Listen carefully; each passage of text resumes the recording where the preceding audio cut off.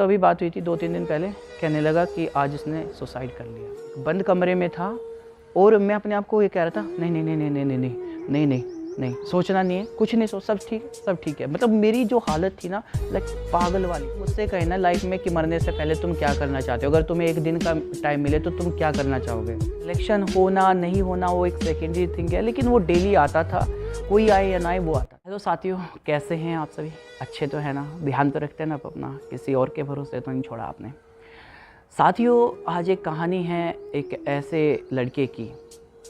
दोस्तों, ये कहानी नहीं है, बल्कि मैं तो कहूँगा कि एक ऐसा वाक़या है मेरी लाइफ का जिससे मैंने बहुत कुछ सीखा है। आप मुझे बताइएगा कमेंट करके कि इसमें आखिर गलती किसकी रहती है। क्या उस बच्चे की कुछ ऐसी नीड थी जिसकी वजह से उसने उसकी जान ले ली, या फिर ऐसी कोई बात थी जो वो बताना चाहता था लेकिन उसे सुनने वाला कोई नहीं था। और मोस्टली ऐसा ही होता है जब भी कोई बच्चा या कोई भी सुसाइड करता है मेरे दोस्तों, तो या तो वो इतना ज़्यादा स्ट्रेस में रहता है, इतने ज़्यादा प्रेशर में रहता है कि उसे कुछ दिखाई नहीं देता है, या उसका अकेलापन कह दीजिए, या जो चीज़ वो बताना चाहता है लेकिन उसे कोई सुनना नहीं चाहता है, जिसकी वजह से वो सुसाइड कर लेता है। तो दोस्तों, ऐसा ही वाक़या मेरी लाइफ में हुआ है। आप मुझे कमेंट करके बताइएगा कि आखिर क्या वजह रहती है ऐसा करने के पीछे। तो देखिए, चलिए शुरू करते हैं इस वीडियो को। दोस्तों, ये कहानी है एक स्टूडेंट की मेरे, और मैं आपको जैसे बताया भी है, इससे पहले वाली वीडियो में मैंने आपको बताया था कि 2017 से 2019 तक मैंने ऑफलाइन पढ़ाया है दोस्तों। तो ये उसी समय की बात है। वहाँ पे एक स्टूडेंट था मेरा जो बहुत मेहनती था। मैं ये नहीं कहूँगा कि वो ब्रिलियंट था, ज़्यादा तेज़ था, लेकिन मेहनती था, डेली पढ़ता था। सिलेक्शन होना नहीं होना वो एक सेकेंडरी थिंग है, लेकिन वो डेली आता था, कोई आए या ना आए वो आता था, पढ़ता था डेली। दोस्तों, ये 2020-21 की ही बात होगी लगभग, कोरोना आने से पहले की बात होगी दोस्तों। उसका कॉल मुझे आया था और उसके पास नंबर कैसे गया मुझे तो ये याद भी नहीं, क्योंकि 2-3 साल पहले मेरी उससे जो बात हो रही थी, उस टाइम के बाद मेरी कोई बात नहीं हुई, किसी से नंबर लिया होगा।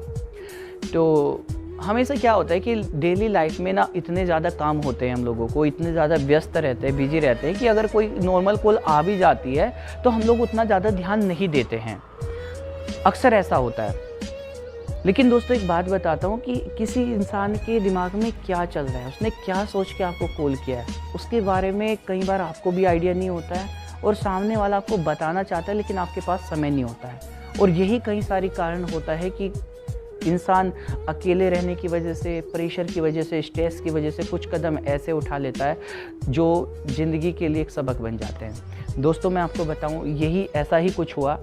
उसकी कॉल मुझे आई थी, और जैसे मान लो उसकी कॉल आई आज, उसने मुझसे पूछा, उसने कहा कि सर मुझे समझ नहीं आ रहा है कि मैं क्या करूं, मेरे फैमिली वाले भी बहुत परेशान हैं और मैं भी खुद से बहुत ज़्यादा परेशान हूँ, मुझे समझ नहीं आ रहा, मैंने तैयारी भी करता हूँ, चीज़ें भी करता हूँ, लेकिन कुछ होता ही नहीं है। मतलब मुझे तो लगता है कि जैसे मेरे अंदर ही कुछ कमी है। अब घर वाले भी कितना समय देंगे और मैं क्या करूँ, मतलब बड़ा परेशान था। उसने कहा कि सर हरियाणा पुलिस का कोई एग्ज़ाम था उसका शायद, और उस टाइम पे तो वो उसकी तैयारी करना चाहता था। वो कह रहा था कि सर कैसे मैं पढ़ लूँ जिससे मेरा हो जाए। तो मेरी क्लास थी जस्ट 5 मिनट के बाद, तो मैंने उससे जल्दी में मैंने उसको बताया कि हरियाणा पुलिस की भी क्लासेस चलती है हमारे यहाँ पे। और उसने कहा कि सर कोई किताब बता दीजिए जिससे मैं पढ़ लूँ और मेरा हो जाए। तो मैंने उसको कहा कि भाई देखो, किताब से तो क्या है ना, सीखने को नहीं मिलेगा, वो तो थोड़ा सा ये है कि प्रैक्टिस कर ले, लेकिन वो भी पुरानी हो जाती है तो क्वेश्चन नए बनते रहते हैं। तो मैंने उसको बोला कि भाई आप क्लास लीजिए, प्रॉपर तरीके से तैयारी करिए और आपका हो जाएगा। मतलब मैंने उसको उतना ज़्यादा सीरियस नहीं लिया।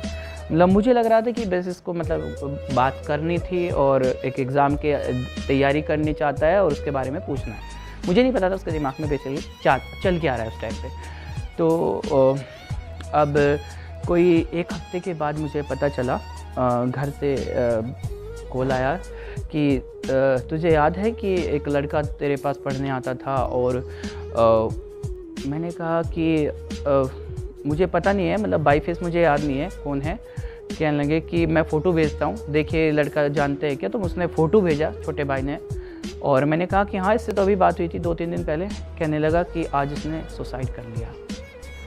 तो भाई साहब सुनते ही मेरे दिमाग में ना कितने सवाल एक साथ दौड़ गए, मतलब मैं आपको बता नहीं सकता दोस्तों। मैंने सोचा कि 3 दिन पहले अगर मैं चला जाऊं और मैं उससे मतलब अगर 5 मिनट मेरी क्लास लेट भी हो जाए या ना भी होती तो कोई दिक्कत नहीं था, कम से कम मैं एक लाइफ बचा सकता था।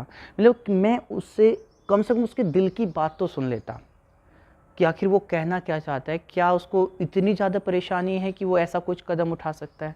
दोस्तों मैं आपको बताऊं, कम से कम 80-90% ऐसे ही केस होते हैं जहां इंसान सुसाइड करता है, या तो उससे सुनने वाला कोई नहीं होता जब वो अपने दिल की बात बताना चाहता है, क्योंकि सबको लगता है अरे ठीक है नॉर्मल ही है यार, चल रहा है, खा रहा है, पी रहा है, सब चीज़ें सही है और ठीक है यार। तो आप इतने ज़्यादा व्यस्त होते हैं कि उसकी कॉल आती है तो काट देते हैं, कह रहे अरे चलो ठीक है बाद में देख लेंगे। तो वो ज़िंदगी में इतने ज़्यादा फेलियर खुद में ही देख लेता है ना कि वो क्या होता है कि अंदर से ही टूट जाता है और उसे चाहिए होता है कि कोई उससे बात करे, उसकी बातों को सुने, समझे और समझाए, शायद वो उससे बाहर निकल जाए। तो ऐसे केस में ना मैंने खुद को फील किया ये चीज़ें जब यूपीएसआई का रिज़ल्ट फाइनली आया था मेरा, और मैं जिसको भी बताना चाहता था कोई सुनने वाला नहीं था, क्योंकि सबको ही ना एक ही चीज़ सुनना चाहता है, वो है सिलेक्शन। उसके पीछे का फेलियर कोई सुनना चाहता ही नहीं है। दरअसल मैं एक बंद कमरे में था और मैं अपने आप को ये कह रहा था नहीं नहीं नहीं नहीं नहीं नहीं नहीं नहीं नहीं सोचना नहीं है, कुछ नहीं सोच, सब ठीक है। मतलब मेरी जो हालत थी ना लाइक पागल वाली थी और मैं चाहता था कोई मेरी बात सुने। मैं मतलब रात के 12-1 बज रहे होंगे, कमरे से बाहर निकल आया और घूमने लगा, ऐसे तारे वारे देख रहा था, इधर उधर घूम रहा था, मतलब अपने मन में जो चल रहा था। मेरे दिमाग की नस फटने को थी, ऐसा लग रहा था मैं कुछ कर लूँ, मेरे को कोई सुनने वाला ही नहीं है, ये क्या हो गया मेरे साथ, मतलब मेरे साथ ऐसा क्यों हुआ। अब वो सारी चीज़ें ना जब इंसान को बहुत ज़्यादा परेशान करती है और वो अकेला होता है तो उसको ना जीने से ज़्यादा मरना आसान लगने लगता है। वो पॉइंट ऐसा आता है लाइफ का। और उसी टाइम पे अगर कभी आप ऐसा महसूस करो, मैंने लाइफ में ये चीज़ें फील की है दोस्तों, खुद को कभी भी अकेला मत रहने दो। उस टाइम पे कुछ भी देखो, कुछ भी करो, बाहर निकलो, भीड़ में आ जाओ, किसी के बीच में रहो, किसी से बात करो, लेकिन उस टाइम पे खुद को अकेला मत छोड़ना। उतना ही ज़्यादा ज़रूरी है कि अगर आपका कोई दोस्त परेशान है और आपको पता है कि वो ऐसी कंडीशन से गुजर रहा है दोस्तों, तो उसकी बात ज़रूर सुन लेना एक बार, ठीक है। तो यही चीज़ है, जो भी सुसाइड करते हैं, जो भी इस तरह के कदम उठाते हैं, उसको लाइफ में बस टाइम की ज़रूरत होती है। उस टाइम पे उसे कोई समझा दे, कोई सुन ले, बस उसका साथी बन जाए, उससे उसकी जान बच सकती है। और मैंने इस चीज़ का एक्सपीरियंस किया अपनी लाइफ में दोस्तों, मुझे बहुत बुरा लगा। और मैं लाइफ में अब किसी की स्टूडेंट का या किसी का भी कॉल आता तो मैं रिप्लाई करता हूँ, बात करता हूँ, उससे पूछता हूँ।